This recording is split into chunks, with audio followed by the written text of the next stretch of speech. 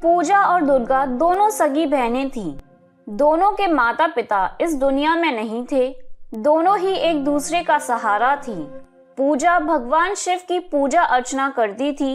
वो भगवान शिव की परम भक्त थी और सदैव भगवान शिव के सावन सोमवार व्रत और शिवरात्रि व्रत पूरी श्रद्धा भाव से करती थी। इसके विपरीत दुर्गा नास्तिक थी।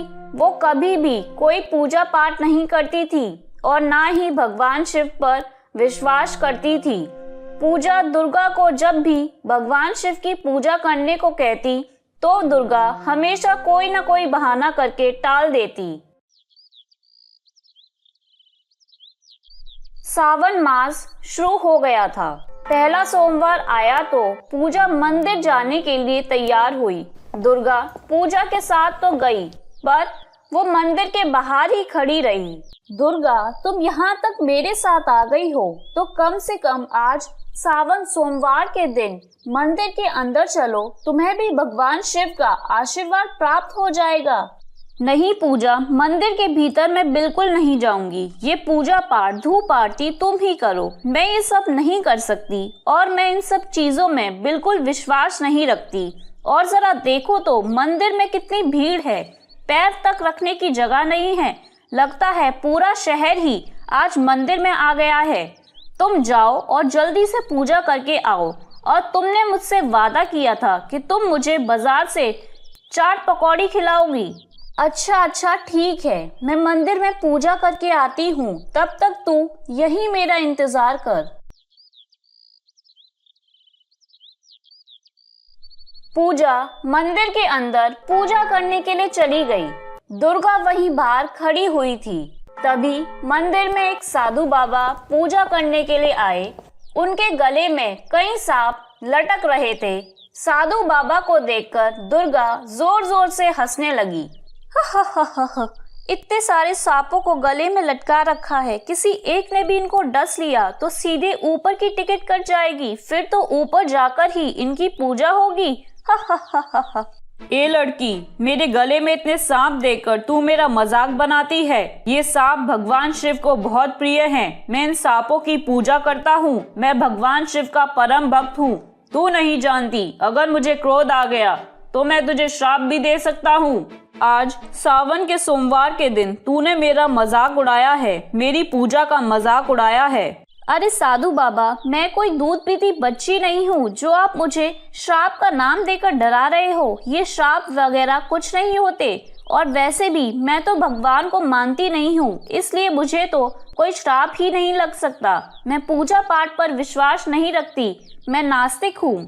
अच्छा, तो तू नास्तिक है, तुझे भगवान में कोई विश्वास नहीं, फिर तो तू मेरी शक्ति को भी नहीं पहचान पाएगी। जा, मैं तुझे श्राप देता हूँ कि जिन सांपों को देखकर तूने मेरा मजाक उड़ाया, उन्हीं सांपों की योनि तुझे मिल जाए, तू इच्छाधारी नागिन बन जाए।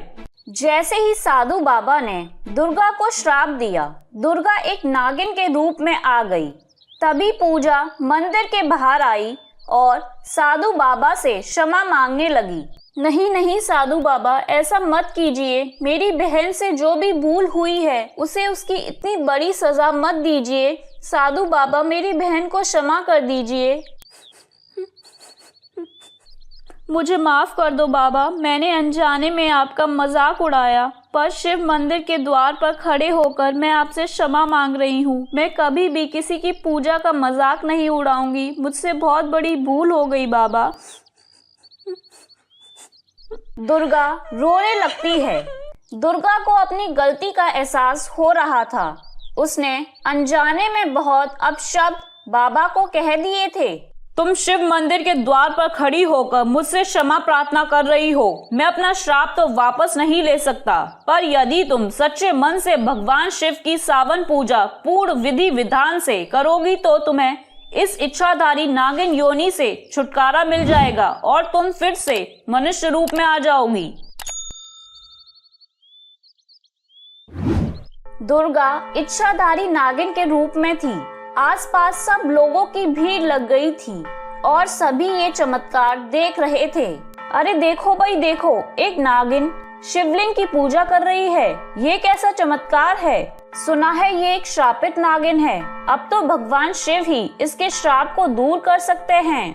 हे शिव शंकर, मेरी बहन की भूल को क्षमा कर देना। आज मेरी बहन आपकी सावन पूजा कर रही है, उसे श्राप मुक्त कर देना प्रभु। आप तो भोलेनाथ हो, आपकी लीला अपरंपार है।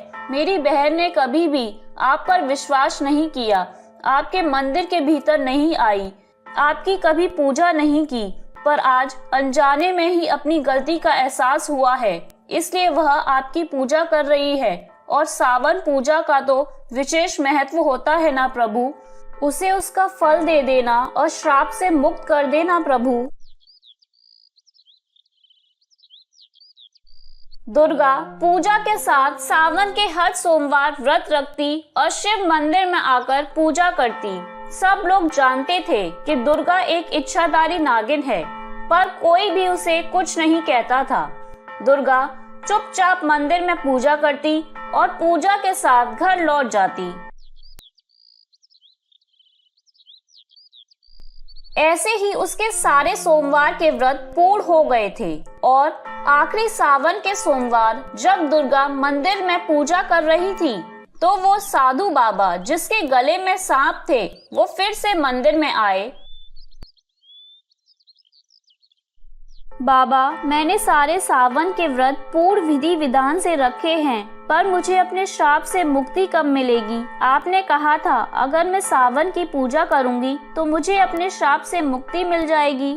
मैंने सत्य कहा था बेटी, क्योंकि मेरी सावन पूजा करने वाले भक्त की सभी मनोकामना अवश्य पूरी होती हैं। वास्तव में वो साधु बाबा कोई और नहीं, स्वयं भगवान शिव थे, जिन्होंने दुर्गा को सही मार्ग दिखाने के लिए ये लीला रची थी। वो साधु बाबा भगवान शिव के रूप में आ जाते हैं। भगवान शिव को अपने सामने देखकर पूजा और दुर्गा चौंक जाती हैं और दोनों उन्हें प्रणाम करती हैं। दुर्गा, तुम्हारी सावन पूजा से मैं प्रसन्न हुआ। तुम क्या मांगना चाहती हो? हे भोलेनाथ, मैं तो आपके दर्शन पाकर धन्य हो गई। मुझे बस इस श्राप से मुक्त कर दीजिए प्रभु। मैं अब कभी भी किसी का मजाक नहीं उड़ाऊंगी। मुझे इस इच्छाधारी नागिन योनि से मुक्त कर दीजिए भगवान। हे भोलेनाथ, मुझ पर कृपा करो। दुर्गा, मैं तुम्हें वरदान देता हूँ कि तुम इस इच्छाधारी नागिन योनि से मुक्ति पाकर फिर से मनुष्य योनि में आ जाओगी। मेरे सावन व्रत और पूजा करने वाले सभी भक्तों को विशेष फल की प्राप्ति होती है। मैं तुम दोनों बहनों को आशीर्वाद देता हूँ कि तुम दोनों बहनों को संयुक्त वर की प्राप्ति होगी और तुम्हारा जीवन खुशियों से भरा रहेगा। मेरी कृपा तुम दोनों बहनों पर सदैव बनी रहेगी। आप धन्य हो प्रभु, आपकी लीला अपरंपार है। जय भोलेनाथ, जय भोलेनाथ। और फिर दुर्गा को इच्छाधारी नागिन योनि से मुक्ति मिल जाती है। वो फिर से मनुष्य रूप में आ जाती है।